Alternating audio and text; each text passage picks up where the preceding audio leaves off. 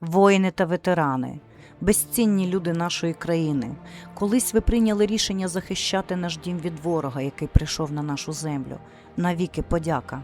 І вічна слава тим, хто вже в Небесному легіоні.